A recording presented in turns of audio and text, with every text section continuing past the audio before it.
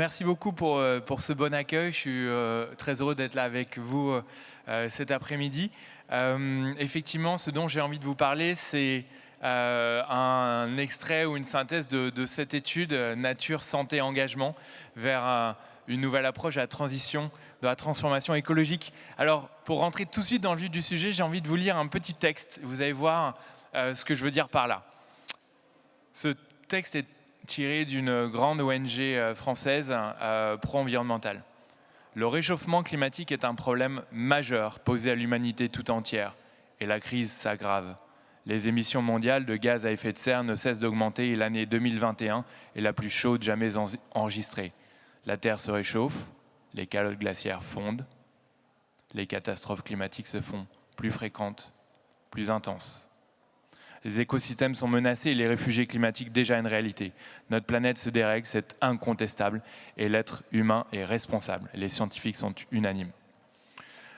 Qu'est-ce qu'on ressent quand on entend ça ?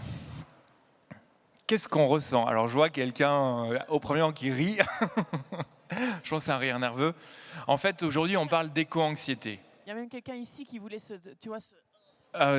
Voilà, et ben, c'est triste, le geste fait est évocateur. En fait, 93% des jeunes s'estiment extrêmement inquiets par la situation environnementale, au point pour certains de commettre l'irréparable en lien avec cette angoisse climatique. 47% des Français, d'après une étude réalisée par nous avec l'Institut Think, considèrent que le discours dominant décourage de passer à l'action. D'après les neuroscientifiques, eh bien, cet état d'urgence permanent fait que nous sommes dans la peur, nous sommes prostrés ou nous sommes en colère. On peut arriver à un état qu'on appelle de résignation apprise, où même face à des solutions, on n'agit plus, on ne s'en saisit plus. Alors, que faire ? Eh bien, imaginez un autre récit, un autre chemin d'engagement écologique. Et pour ça, petit pas de côté, interrogeons-nous sur notre relation à la nature. C'est ce que disait le monsieur dont j'ai oublié le nom, qui était assis à ma place juste avant. Est-ce qu'on peut réinterroger notre relation au vivant ? Peut-être vous surprendre un petit peu, se dire que 90% du temps que l'on passe en journée est à l'intérieur. 90%. 40% des enfants qui ont entre 4 et 10 ans ne passent pas de temps en extérieur pendant la semaine, en dehors de la cour de récréation. Aujourd'hui, à tel point que l'on considère, que l'on en vient à parler, d'après Robert Pyle, d'une extinction de l'expérience de la nature ou d'une amnésie environnementale. La nature a disparu, étude à l'appui, de nos chansons, de nos dessins animés, de notre imaginaire. Et 41% des Français considèrent qu'ils n'ont plus vécu, qu'ils ont oublié ce que c'était qu'une vraie expérience de nature. Si vous demandez à vos enfants de reconnaître un toucan, il saura, de reconnaître un merle, il aura du mal. Interrogez-vous, connaissez-vous la différence entre un fruit et un légume ? Ah oui, en dehors de dire que la tomate est un fruit et non pas un légume, est-ce qu'on peut aller plus loin ? Tout ça va dans le sens de dire la nature, ça n'est pas que nous l'agressons, c'est que nous l'avons oubliée. Et la phrase choc que je veux partager avec vous, c'est « on ne protège que ce que l'on aime et l'on n'aime que ce que l'on touche ».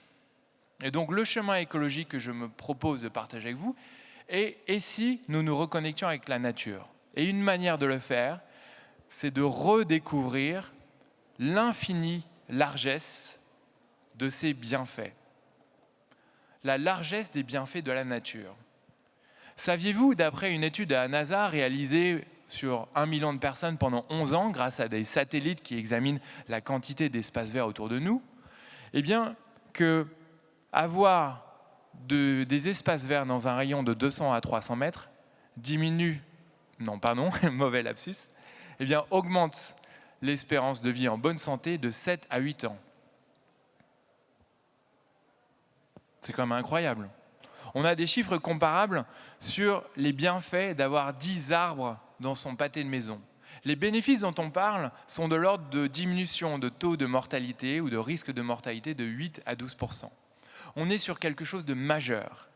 Les bienfaits de la nature sont multiples, physiques, en termes de diabète, maladie cardiovasculaire, respiratoire, maladies chroniques, sans même parler de l'impact sur nos enfants qui ont moins de myopie lorsqu'ils suivent des cours dehors, qui observent des connaissent des taux de délinquance inférieurs.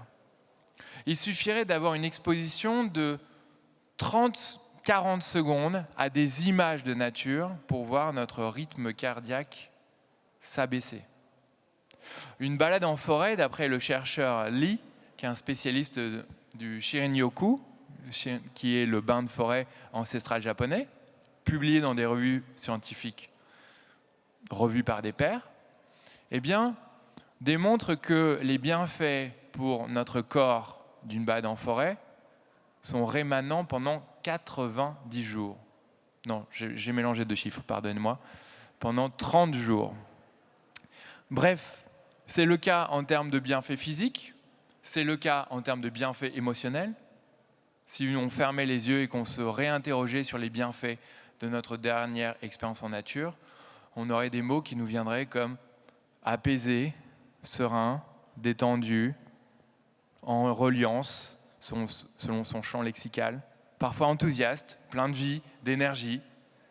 C'est ça l'expérience de la nature. Et puisque ce forum est dédié à l'eau, eh bien, un chercheur de la London School of Economics, McKinnon, qui a fait une étude grâce à une application sur smartphone, Mappiness, vous voyez le petit jeu de mots, Maps Happiness, qui a interrogé les gens sur leurs émotions et l'a croisé avec leur positionnement GPS.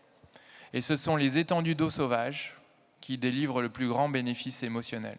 Viennent ensuite les étendues végétalisées non, les espaces verts sauvages, et ainsi de suite, avec tout en bas le béton. On pourrait continuer ainsi. Les gens qui sont engagés et connectés à la nature trouvent plus de sens dans leur existence que ceux qui sont mariés. C'est comme incroyable. Et ce chiffre date d'avant le confinement, pour tous ceux qui réfléchissent aux conséquences de passer autant de temps en famille dans quelques murs. Les bienfaits de la nature sont donc liés aux émotions, au physique. Ils sont également sociaux. Ils sont même développementaux. Alors, que faire de tout cela ? Eh bien, peut-être se dire, la redécouverte de ces bienfaits est une manière de nous engager en faveur de la nature. Et pour cela, comment faire ? Eh bien, se reconnecter à la nature. Le mot fait très New Age, et pourtant, il ne s'agit rien d'autre que de redécouvrir la biodiversité ordinaire, celle de proximité, et voir comment on la comprend, on la touche, on l'examine, on s'y baigne au sens métaphorique. Dans des villes, cela pourrait passer par le fait de développer des bâtiments à biodiversité positive, dans lesquels, en tant qu'habitant, on est reconnecté au vivant. Pour certaines villes, de créer comme à Nantes, eh bien, des étoiles vertes, dans lesquelles, par 250 km de suite en étoiles, on peut toujours rester près d'une trame verte ou d'une trame bleue. Ça pourrait passer par, comme le mouvement qui s'intitule Tous dehors France, eh bien, réimaginer une pédagogie et un exercice éducatif qui soit au maximum dehors et en nature, pour des bienfaits psychomoteurs, pour des bienfaits émotionnels, pour des bienfaits développementaux. Ça pourrait passer également, pour parler à tout le monde et qu'on ne soit pas dans un imaginaire bien pensant misérabiliste, eh bien, faire des bonnes grosses stuff en nature, des disco-soupes, écouter de l'électro en ayant un économe à la main et mélanger le fait d'éplucher des légumes, faire une bonne nourriture ensemble et en même temps écouter de la zik. Bref, on a la possibilité dans nos bureaux d'imaginer une gouvernance organique, c'est-à-dire inspirée du vivant. On peut utiliser les principes biophiliques au sein de notre logement pour les végétaliser, mais aussi adopter des motifs fractaux, c'est-à-dire géométriques, qui, inspirés de la nature, nous apaisent, nous font du bien. Plus les motifs architecturaux sont complexes, plus ils sont identiques d'échelle en échelle, au niveau macro, au niveau plus fin et au niveau micro, plus notre cerveau a le sentiment d'être entouré de complexité, de foisonnement, de richesse, de vie, et plus ça nous fait du bien. Vous voyez que je parle de ça à la fois posé et en même temps vous sentez qu'il y a de la passion derrière qui est vraiment prête à sortir, mais on est aussi dans un lieu institutionnel. Ce que j'ai vraiment envie de partager avec vous, c'est qu'on a un chemin d'engagement qui est unique, un chemin qui n'est pas misérabiliste, un chemin qui nous dit « oui, il faut agir en faveur de la planète, de nos ressources, de la nature pour des raisons morales et des raisons d'urgence. Mais on peut aussi recréer un chemin de motivation intrinsèque, profonde, qui nous permette, qui nous donne de l'énergie pour agir pour la nature. Et pour aller dans ce sens, pour vous apporter une preuve de cela, parce qu'on pourrait se dire, oui, donc je vais aller me balader en forêt et le monde va changer. C'est l'association Carbone 4 qui rappelle que la somme des comportements écologiques, héroïques, divisé par 3 la quantité de vêtements qu'on achète, manger 100% végétarien, ainsi de suite. La somme de tous ces comportements héroïques, eh bien, atteindrait 10 à 25% des objectifs de réduction de gaz à effet de serre fixés par la COP21. C'est déjà pas mal, il faut se rappeler ça. Mais ça n'est pas suffisant. Alors en quoi le chemin que la Fabrique Spinoza propose pourrait aider ?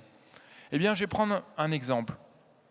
Lorsque Gérard Boss, le patron Monde Biodiversité de l'UICN, emmène des chefs d'entreprise ou demande à des alpinistes d'emmener des chefs d'entreprise en montagne, ils reviennent émerveillés.